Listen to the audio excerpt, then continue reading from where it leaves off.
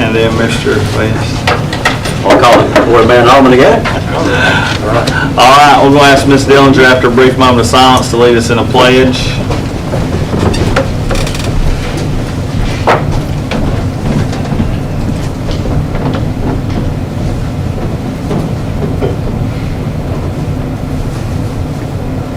Please rise.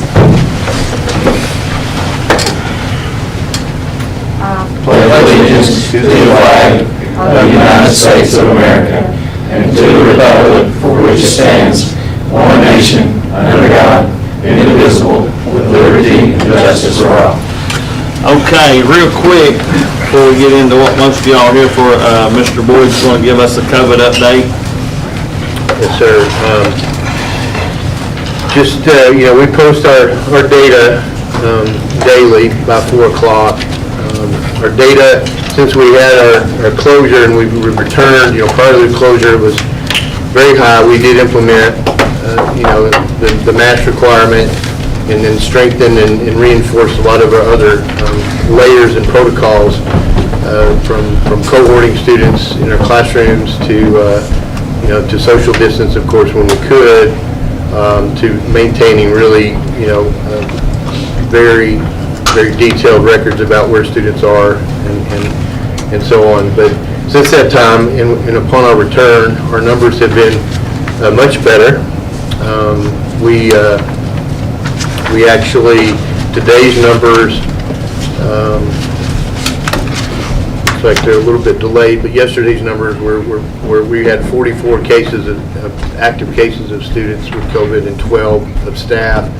Our quarantines exclusions were, both staff and students were 358, but that's much better than almost 1,500 exclusions we had prior to the closure around Labor Day.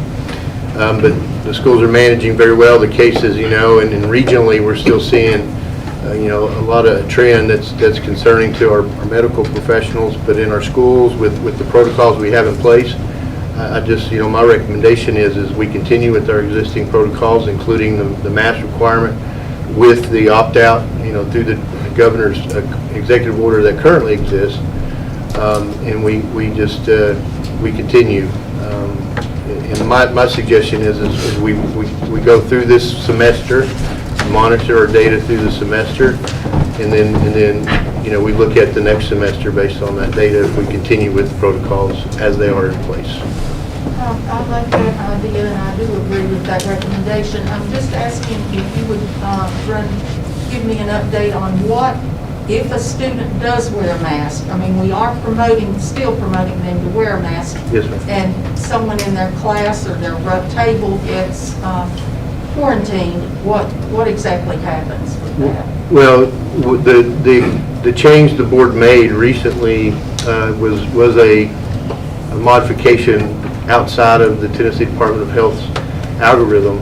Well, it said if both have a mask on, both the case and the exposed student or staff, then that's when the case would go home and the exposed would stay. But the board addressed and said if anyone is wearing a mask and they're exposed and they have no symptoms, of course, then they stay regardless if the case or someone else doesn't have a mask on. So if you have a mask on and you're exposed, unless you have symptoms, you stay in the school. So that does give them an incentive to wear a mask. Yes, ma'am. Yes, ma'am. Well, I'd like to make a motion. We accept his recommendation to continue the way we are with their COVID protocols. Second. Through the semester. Okay. Any more discussion? Good. Semester is coming back in January, right?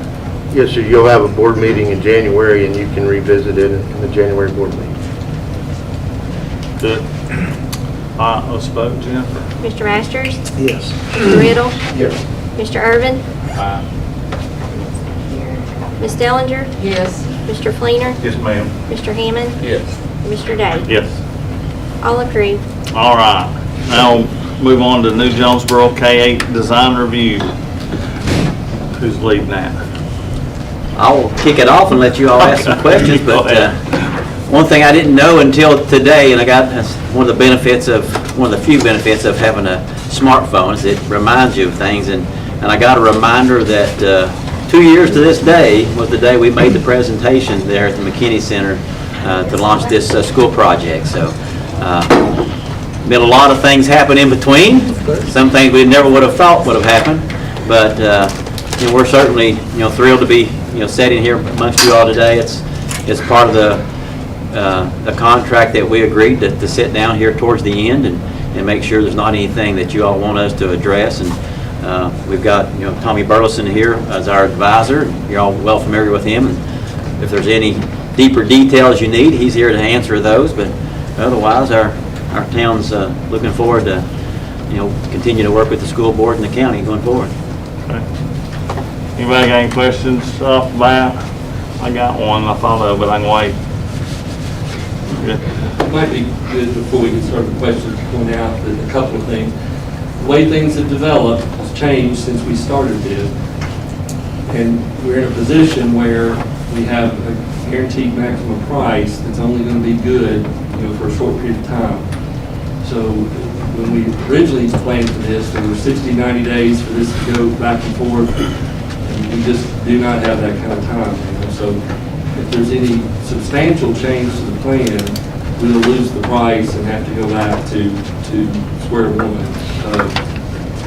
So it's just a different situation, and that's the nature of this COVID piece, and we just have to be there. So the contract called for a joint meeting to allow you all to have some time, but you also had some time in the other meetings and the opportunities to work on this. So we hope that we don't have anything that's going to cause a delay, because again, if the county commission doesn't vote Monday night and the board made an alderman Tuesday, we will run into a problem where we will lose our guaranteed maximum price before we get anything done, especially if we were to have to rebid it. So that's sort of where things are and the change that you need to be aware of before you get started with this. Mr. Wheeler, I don't believe we've received what that guaranteed maximum price is, just for our information. It's going to be right at the 10 million. They worked it down and got it to that. So it'll be the 35 million would be the construction cost. Just basically what was on that tentative spreadsheet that we saw at the budget meeting Friday. And what's been proposed, of course, by the budget committee, yes, sir, is that it come fully out of the county's capital project fund for education. And of course, the town has nothing to do with funding. We're just here tonight to talk about I just was curious about that. So that, you said they worked it down to the 10 million. What have they changed? What have they? They've not changed anything. They've looked at they've talked to the people bidding, and they found the subs that'll do it and get it to the point where they can get it done. That'd be better. We've got a firm price, a guaranteed maximum price for Burwell Construction to the city of Jonesboro. Great. To construct the school as designed for a price not to exceed $35 million. 35 or 42? 35. The 35 is the construction. The other is the soft cost of the land, the architectural design, the soft cost. It's $42,750,000 is what's going to the commission. And it was like less than 25,000 over that. When I say work down, that wasn't but 25,000 difference. And I think the design that you saw the last time we met here is basically mostly the same. I think there might be some minor tweaks in there, maybe on some materials and things, but for the most part, they stay pretty close to what you saw the last time. Yes, sir. We didn't want any hiccups Monday, so we got rid of the 25,000. We didn't want to be over the $42,750,000, which had been approved by the budget. Who's in charge of the contingency? You all, us? That you see something that needs to be changed, or something done. It would either be the county commission through the mayor, or it would be the town. And that's being discussed now. It will be set by Monday. the town has no reason to be concerned about a change, as long as they stay within the $42,750,000. And the mayor has indicated that he's comfortable with that, as long as within the scope of the project, that the town do what's necessary to get the building done, using the full amount if we need to. So for the purpose of this conversation, the important thing to note is what I heard you say. I mean, the design that we've seen, I mean, that's what those funds are for what's been designed. Correct. The owner contingency that was talked about before was if there had been like 2 million below this and there was 2 million sitting there, that something could be done differently than that. The town has to retain the right to make decisions about contingencies, like for instance, if they need more blocks, if they need to shale for the town can't be in a position where they can't get the building built because they can't get a post on shale, and they can't be in a position where if we get delayed on we have big problems with both contractor, primarily the contractor. If we had a delay that was caused because we had to get a commission vote on using contingency for shale because the dirt was too wet. So they can't, that has to stay within the contractor relationship. Okay, Chad has a question. We're still at 22-month turnaround or 24-month, or what are we looking at? 22. It's based on 22. Okay. Which is realistic. First of August, then be done. That's the plan. And that's based on the fact that we've got Everything more reasonable weather and everything goes and everything. Is that based on kind of kicking off the end of this year? Is breaking ground now? That's based on breaking ground Monday week. So it's critical because the timeline is that pad. It's very prepared. Here's the issue we're dealing with on the time. And Jason's well aware of this. We get numbers in from suppliers and whatnot, and normally those prices are good for 30 to 45 days. We're getting prices right now that are good for 24 hours. Okay, so we kind of got to do it. Everything we've got right now is good for 30 days. Okay, and if it goes past 30 days, they got the right to pull their number. Metal studs, since we met the last time, metal studs have gone up again. Okay, so. Gotta go. That's what we're doing. I have a question. So when it's all paid back, does that mean the school system will own from like the whole piece of property here? Like when all the money's paid back, we will own from the ball field to the school? You will not own the road. That would be a public street. Well, right, but I'm asking The property itself? this property from the school all the way to the ball field, The total acreage. the total acreage of what we're purchasing. It's been 2 years ago since we looked at that lease on those ball fields. That is absolutely true on the school. I've been so focused on the building, I'd have to go back and look at the lease, but my recollection is that yes, that you all, we'd have to look at the lease for the Well, answer. you know, It's either- at one time, the city had talked about, or the city of Jonesboro had talked about, purchasing that and making it a park. But if we're paying back the whole 42 million, that would be ours from the school to the ball field. Yeah, if my memory's right, it's the school itself would be school board, and the property around it would be the county, but I think that's probably between you all. It's not, I think at that point that. I think it actually goes, I think there's that fourth agreement. That's the agreement where y'all agreed to be bound to accept and we had to do it a little funny because of USDA. But y'all are bound and you were required to accept title to the building, and if I'm not mistaken, it's both. But I have to look at it. I think you all end up with everything. Okay. I know you end up with the building. I So, think. and the second thing is, Mr. Boyd, I just have a question for you on one of these. The bottom floor, the after-school room, does not have an outside door in it.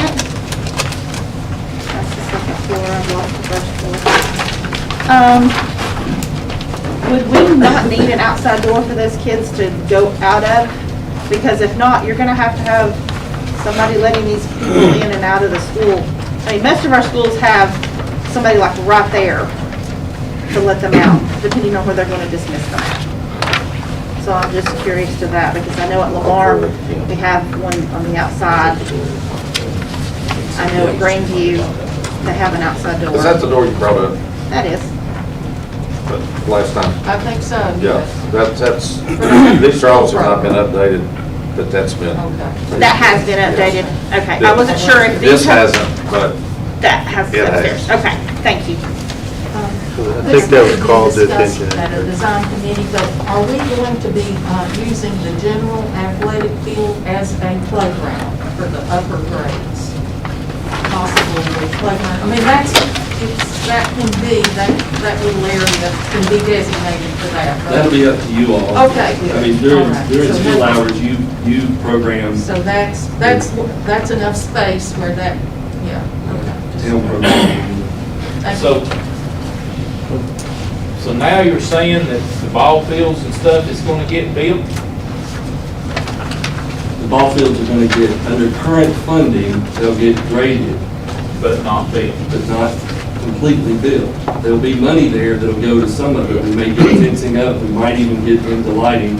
We don't know exactly how far that'll go by then. There is not anticipated to be enough to completely finish them with the dugouts and the concession stand. The plan all along has been that the town can apply for some grants that the county's not able to get from the state. So we're going to have to pull together. There may be some grants the school system can get that we can't get. So we'll all three have to work together to pull the money together to complete that. So that's, I swear, I believe, I may be wrong, but when we was talking about all this stuff, the town was gonna be in charge of the ball fields and stuff. We're in charge of the schools. When it becomes ours, we're in charge of the school, and that was all we was gonna be control of, and the town was gonna be in control of all the ball fields. that is correct, except that you all get to do programming on the ball fields during school hours. We won't be doing any programming We that had you all first don't option approve. of the fields for our school. And then after that, it was the towns. The town was gonna get paid $500,000 a year from the county to take care of that facility and the Boones Creek facility, That's correct. All right. The grounds. the grounds. So, if I'm gonna use school funds, capital projects funds to pay for this, then that needs to be ours. To pay for what? Finish this the field. If capital projects funds is gonna pay for all of it, then don't it need to be school systems when it's paid for? That's what I just said. What is paid for? And I just told, this meeting, the only thing you've got on your agenda is to talk about the design of the building. Well, I mean, I didn't bring the leases. I thought about it when I pulled up here, and obviously I should have, but I'm not prepared to answer questions about the leases or the agreements tonight, because that's not the subject of the meeting. And I apologize that I can't give you a definitive answer. well, I mean, So what's your concern there, Keith? well, my concern is the capital projects money is gonna pay for this school. It's gonna take pennies away from that capital projects, all right? Then, eventually, when that school gets paid for, is the ball field Yeah. gonna be ours, or is it gonna be the town's? Because the towns, It's not the town. Yeah, I think we already addressed that yes, that is our. We just don't, again, does anybody have a recollection that it was anything other than the school system? I don't, but I can't sit here, I don't have the agreement to well, I swear, I thought it was still. I just knew that it's not. I may be wrong. It's either your alls or the county's, but it's not the town of Jonesboro. Is that something you could just email us Well, when you check later? What I'd really rather do, and since I'm here in my role as town attorney, is send it to Scott, let him send it to you. Perfect. I'd be glad to look at that. Thank you. We can revisit that. Mr. Wheeler's right though, we got a lot more business to do tonight, so let's focus on design. Anybody? Do we need to make a vote or a motion What- to what do accept we the need to do? design, or what? There's no, sir, we don't have to have a vote, we just had to have a call meeting where you all had an opportunity to give your input. if you not, and again, I didn't expect a lot of questions because y'all done a good job asking a lot of questions as we've gone through this. But if you don't have any questions or concerns about the design, then we're done. Good. Good. I asked me a question about the special ed. Sure. Dr. Myers, the design in the special ed areas? I just wanted to know, I noticed that most of them were downstairs. Do you have is any of the 7th and 8th grade resources upstairs? Are they gonna have to travel up and down? Because I noticed that the elevator is way far away from that. So I was just asking if that is, I'm sure you've looked at this. Yeah. And you're okay? Yeah, I've met You're with comfortable? Mr. Browning a couple of times to look at that. And there will be some travel upstairs, but the bulk of the time will be downstairs. So you're comfortable with your special ed kids with Yes. that? Thank you. Okay, thank you. I just want to say I'm getting very excited, and I know the people, the parents and the kids that attend Jonesboro now are more than ready. So I want to thank everyone that's had something to do with this. I'm very excited. And when is groundbreaking? He said. Monday week. You are likely not to get very much notice, so keep your calendars clear, because they're gonna have to move quick. Okay, thank you. All right, all hearts, minds clear. We good? You good? Yeah. I just want to say thank you Yeah. to the town, and all everyone involved for all your hard work. This has been a intensive labor of love, we all hope. But we do appreciate everyone's hard work and their efforts. It's very much noticed. There's been a lot put into this design and working to get this facility to come to fruition. We appreciate you very much. It's been a journey. Thank you. Yeah, well, we appreciate working with you, and I tell me take the opportunity to, for our town to say thank you to the county. Mayor Grandy's been really great on this project, and really with what we've had to face last year, and seeing all these material costs and changes that affected this project, it could have got derailed, but I think the county did a great job keeping it going. Bob Browning did, Jim, and Tommy Burleson. So I think it's a strong team that we had put together, kind of helped us weather the storm, and it's going to be a more costly project, but it'll be cheaper now than it would be in the future, because nothing's going to go backwards. But we want to say thank you to the county and the school board for working with us, and look forward to seeing that school get built. And I tell you, our town of Jonesboro, our population has exploded. I think we're the fastest growing town in this area, city in this area, I think over close to 15%. And we've got a lot of families moving here that are going to fill up your all school. And thank you for your leadership through this COVID too. I know it's not been stress-free for you. You all have done a great job. I appreciate it. My kids' daughter's at Crockett right now, and I appreciate everything you all have done and the decisions you've made. To the extent, the county commission has not had near as much involvement in the design as you all have. Correct. And one thing that might be helpful is, if you're in support of this project moving forward, is to get in contact with county commissioners before Monday to explain two things. One, that there's not a lot of fluff in this building. It's not that we've added stuff that's raised the cost of $10 million. We've actually cut things out, trimmed things down, done a good job with that, but to get it down to where it's only $10 million in the increase. In this day and age, that's not a bad number to be at, 30% versus 50%. But they need to know that there's not fluff here, that this is because of cost increase. And it 100% is just cost increase. And that you want to, more importantly, that you appreciate their support in the vote. Unfortunately, I will have to recuse myself. But I would greatly appreciate it if you all could let them know. Yeah, I think one thing is kind of disappointing. It was kind of fun to approach it, that we got to hit this budget number we had set of $32,750,000. It's nice to have that challenge, but things got kind of blown out of the water. But if you look where we're at now, and you you factor in that you're hearing construction costs up to 50%, and, you know, we're about 30%, and we're probably right where we would have been if the pandemic hadn't have happened. And, but I think it's going to be a great school. A lot of research went into it with Mr. Browning and the support from your all's, you know, staffs at Boones Creek and our schools, the school system. So I think it's going to be a school you're going to be proud of, and our community will be as well. Thank you. All right, meeting adjourned. Thank you all very much.